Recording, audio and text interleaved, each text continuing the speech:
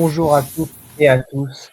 Nous nous retrouvons aujourd'hui pour un nouveau talk show sur le FC Barcelone. Le FC Barcelone s'est incliné malheureusement contre le Borussia Dortmund 3-1, mais a assuré la qualification en demi-finale de Ligue des Champions et affrontera donc l'Inter Milan pour espérer être en finale tout simplement de la Ligue des Champions et pourquoi pas la gagner une nouvelle fois. Pour ce match contre le Celta Vigo, nous avons notre correspondant but Raphaël Nouet. Raphaël, comment tu sens ce match après cette défaite, tout simplement contre Dortmund? Eh bien, je vois ça assez compliqué dans la mesure où ces derniers temps, on note un petit coup de pompe là au niveau des joueurs du Barça. Il y a eu un nul assez laborieux contre le Betis à domicile. Alors après, ils en ont mis 4 à Dortmund pour le quart de finale aller. Mais il y a eu une victoire très très compliquée à aller chercher à Leganés. Et là, Dortmund, ils ont pris la tempête. Vraiment, ils ont pris des vagues. On les sent un peu fatigués. Ça fait plusieurs semaines qu'on en parle. Il y a un risque de coup de pompe pour le Barça parce que le jeu imposé par Hansi Flick est vraiment énergivore. Donc ils donnent tout à chaque match et le problème c'est qu'ils enchaînent les rencontres. Là on a vu c'était 7 en 19 jours. Ils ont aucun temps de récupération, c'est une folie.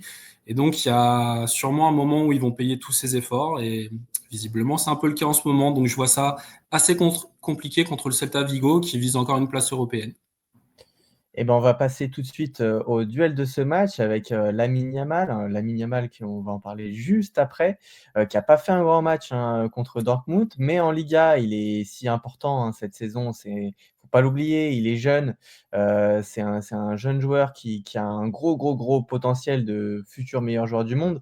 Il a 6 buts et 11 passes décisives et il va affronter un de ses anciens coéquipiers, Oscar, Mingueza, 3 buts et six passes décisives qui évolue à un poste de latéral gauche, inédit un peu pour lui. Tu le sens comment, ce duel, Raphaël? Eh ben, j'ai un peu de mal à voir ce que ça va donner parce que Mingueza, à la base, c'est un latéral droit. Quand il a percé au Barça, c'était au poste de latéral droit ou sur le côté droit d'une défense à 3. Bon, il n'avait pas été excellent, hein, c'est la raison pour laquelle il a rebondi au Celta Vigo après. Donc maintenant, il est à gauche, là, ça fait quelques matchs. Il va croiser un Lamine Yamal qui lui aussi est un petit peu dans le dur. Donc pour moi, c'est vraiment une inconnue ce match. Moi, ce qui m'embête un petit peu, c'est que Yamal, on a l'impression qu'il a envie de jouer toutes les rencontres. Et il doit se dire que comme il est jeune, ça va passer, qu'il aura le physique, alors qu'il a été blessé pourtant en fin d'année dernière. Mais on note qu'en ce moment, au niveau de l'explosivité, c'est plus trop ça. Dans les choix aussi, on dirait qu'il perd un petit peu de lucidité. Donc bon, pour moi, ça va être une vraie clé ce duel dans le match de samedi. Et j'espère évidemment que Lamine Yamal prendra le meilleur sur son collègue de formation. Effectivement et bah, justement, Lamine Yamal, c'est notre, prochain sujet. S'est-il pas un peu reposé finalement, sur ce match, contre Dortmund? La news, c'est qu'il a couru que 8 kilomètres seulement. C'est, 1,3 kilomètres, de plus, que le gardien, du Borussia Dortmund. Qu'est-ce que tu en penses un peu de cette, statistique? Est-ce qu'on a des raisons de s'inquiéter, sur l'état physique de Lamine Yamal, Raphaël? Eh ben oui, clairement oui, parce que on voit que depuis quelques matchs, c'est plus trop ça. Contre les Ganes, ça avait été très compliqué. Alors Dortmund, le match aller, il avait été plus inspiré, mais déjà contre le Betis juste avant, pareil, ça avait été dur. Dans ses choix en ce moment, je le trouve pas très très bon et ça avait été pareil au cœur de l'automne. On a l'impression qu'il a vraiment besoin d'une fraîcheur physique totale pour être inspiré dans ses dribbles et dans ses passes. Là en ce moment, il tente des extérieurs du gauche qui filent en 6 mètres. C'est pas terrible et au niveau de ses choix de dribble, c'est pareil, c'est pas bon non plus. Alors si en plus il se met à pas courir, à pas effectuer le replacement, le repli défensif ou le pressing sur les défenseurs adverses, ça va être vraiment très compliqué. Effectivement. On va passer à la déclaration avec un joueur, où tu as un peu de mal, hein, Raphaël, on va pas se mentir. Frenkie de Ouais. Jong, qui a déclaré juste après le match: «Nous avons été terriblement mauvais aujourd'hui. Si je devais choisir un match à perdre, ce serait celui-là, pas les prochains». Bon, effectivement, il a raison.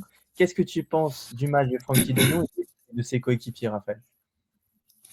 Bah, pour une fois, je suis d'accord avec lui, je suis d'accord avec son choix là dans ses mots. Effectivement, ils ont été mauvais, lui le premier d'ailleurs. Ils ont pris la foudre hein, à Dortmund, ils ont pris des vagues. Le Barça, c'est pas la première équipe à aller là-bas et à se prendre la tempête. Ce sera pas la dernière non plus. Quand ça pousse, c'est vraiment compliqué de jouer là-bas. Mais on attendait autre chose. Ils avaient gagné 3-2 lors de la phase de ligue au Signal Iduna Park. On s'attendait plus à ce genre de choses. Alors, est-ce qu'ils ont un peu levé le pied parce que ils avaient gagné 4-0 à l'aller? Je suis pas sûr parce qu'Hansi Flick les avait prévenus. Mais bon, voilà, toujours est-il qu'ils ont été mauvais, mais l'essentiel est qu'il y ait eu qualification. Et quant à notre ami Frenkie de Jong, donc ma vidéo de la dernière fois a beaucoup fait parler, le fait que je ne l'aimais pas.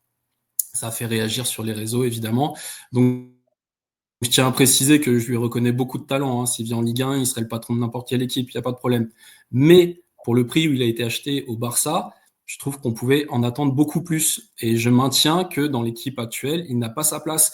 On a vu là contre Dortmund que c'est quand Pedri n'est pas là que l'équipe déjoue. Pedri, il a commencé le match sur le banc. De Jong, il était titulaire. C'est pas vraiment le métronome de l'équipe. C'est pas quelqu'un qui peut orienter le jeu comme Pedri. Et comme dans cette équipe, à mon sens, il faut un vrai milieu défensif, un Marc Casado ou un Marc Bernal. Je vois pas où on peut le faire jouer, De Jong. Un cran plus haut à la place de Dani Olmo, par exemple. Je pense qu'il aurait pas autant d'efficacité offensive que Olmo ou que Gavi ou que Fermin.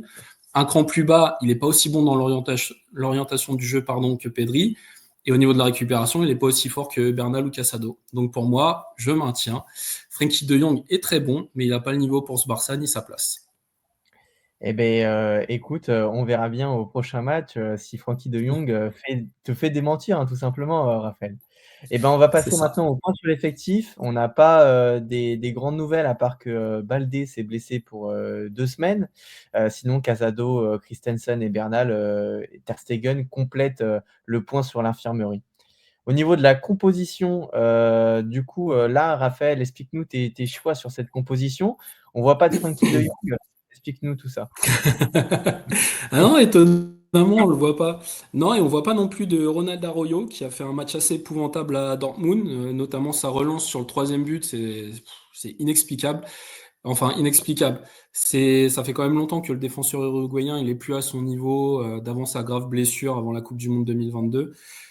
C'est vraiment très très compliqué à chaque fois qu'il est là. Il y a beaucoup de buts encaissés par le Barça. Donc pour un match aussi important que celui contre le Celta, une charnière Cubarsí-Martinez, ce sera parfait. Au poste de latéral gauche, on retrouve Gérard Martin. Alors, je suis pas fan de Alejandro Balde, je le trouve trop inconstant dans ses matchs. Au niveau de l'implication défensive, c'est quand même pas ça. Mais force est de reconnaître que c'est toujours meilleur que Gérard Martin, qui vient aussi de la formation, mais qui manque d'expérience à ce niveau-là. À Dortmund, il a été pris dans la tempête lui aussi. Pourtant, il est 2 ans plus vieux que Balde, mais au niveau du niveau, c'est pas la même chose. Donc voilà pour la défense. Au milieu, effectivement, pas de Jong, hélas. Pedri a été un petit peu reposé à Dortmund, où il est rentré qu'en deuxième mi-temps. Il a mis de l'ordre au sein de l'effectif. Donc, à mon avis, il fera son retour dans le 11 de départ. Un Eric Garcia pour consolider tout ça. Et devant Olmo, qui était aussi dans le groupe pour Dortmund et qui est rentré en fin de match, pour être titulaire, à mon sens. Après, Yamal, j'ai l'impression qu'il veut tout le temps jouer, comme je l'ai dit auparavant. Donc, on aura le trio offensif habituel, Rafinha, Lewandowski et Yamal. OK, bon, bah, très bien. Ce match, il est crucial parce que maintenant on va passer, au classement et on le voit au classement si, le FC Barcelone fait un faux pas, bah, Real Madrid ou l'Atlético Madrid, ils sont pas loin tout simplement, sachant qu'il y aura encore, le classico, Real Madrid, enfin FC Barcelone contre le Real Madrid. Qu'est-ce que tu penses de cette, lutte à 3, Raphaël? Est-ce que tu penses que le Barça a les armes pour cette fin de saison? Ouais, bien sûr. Déjà, ils ont une avance de 4 points, ce qui est extraordinaire. L'Atlético, je pense quand même que ce sera compliqué de grignoter 7 points et de dépasser les deux géants pour le titre. Donc, je les écarte un petit peu. Mais c'est vrai que le Real, maintenant, ils ont plus que ça à jouer. Ça est la finale de la Coupe du Roi. Donc, faut vraiment pas perdre de points. Il faut maintenir le rythme, même avec des victoires étriquées, même s'il y a la fatigue. Il y a quand même un quadruplé à aller chercher qui sera assez extraordinaire et inespéré. Donc, faut maintenir le rythme. Et surtout, à mon sens, il faut conserver cet écart de 4 points avant le Classico. Eh bien, pour le pronostic, Raphaël, que vois-tu, pour ce match, Barcelone, contre le Celta Vigo? Une victoire étriquée. Ouais, je reste sur ma théorie du coup de pompe. Voilà, je pense que ça va être très compliqué pour les Barcelonais sur ce match. Vraiment, un peu comme contre le Betis, toujours à domicile. Et d'ailleurs, le Celta est juste derrière le Betis au classement. Je pense que ça va devoir se battre jusqu'au bout pour décrocher les 3 points. Et des 3 points qui sont vitaux parce que je le rappelle, il faut maintenir cet écart avec le Real Madrid jusqu'au Classico. Effectivement. Au niveau des pronos buteurs, on est sur une compo classique, Raphaël, Rafinha, Robert Lewandowski. Explique-nous un peu ce choix, Bah, les Lewandowski, il a un trophée de Pichichi à aller chercher, donc voilà, il va s'arracher pour marquer évidemment, mais bon, comme à chaque match, hein, on lui fait confiance. En plus, Kylian Mbappé est suspendu pour une rencontre, seulement une rencontre, ce qui fait quand même un petit peu polémique vu le geste qu'il a eu contre Alaves. Donc voilà, sans doute le Polonais aura envie de faire la différence lors de ce match. Et puis Rafinha aussi. Lui, il a un ballon d'or à aller chercher. Je pense qu'il a vraiment des chances. Il y a Yamal et Dembélé dans la course, mais il a quelque chose à faire. Et en ce moment, il est un petit peu moins décisif parce que justement, son jeu se repose aussi sur le physique. Et donc, voilà. Il est victime du coup de pompe comme tout le monde, mais je le vois marquer quand même ce week-end. Pour, Rafinha, ou Yamal, il faudra aller chercher, la Ligue des Champions, la Liga et tutti quanti pour pouvoir, postuler à cette place, de Ballon d'or.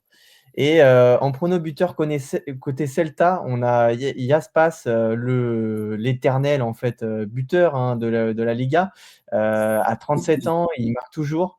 Est-ce que c'est une crainte, côté, barcelonais, Raphaël? Alors oui, parce que c'est le genre de joueur qui aime briller contre le Real et contre le Barça. La saison dernière, il avait délivré une passe décisive lors du match aller, il avait marqué au retour. Bon, le Barça s'était imposé dans les deux matchs, donc pas de panique. Mais voilà, il aime bien briller quand il y a des grands clubs en face de lui. Et c'est un joueur que j'aime bien, hein. Je vais pas vous dire que je connais toute l'équipe du Celta, mais Aspas, j'aime beaucoup. Il a 37 ans, il a fait quasiment toute sa carrière là-bas. C'est le club de sa région, c'est un club qu'il adore.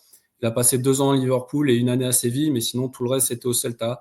Donc j'ai beaucoup de respect pour lui. Je lui souhaite de marquer un but à la 95e, juste avant le coup de sifflet de finale de l'arbitre pour réduire le score à 2.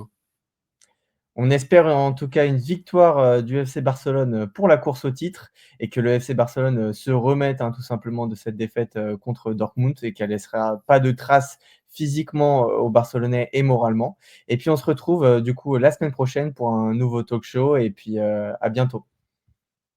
À bientôt.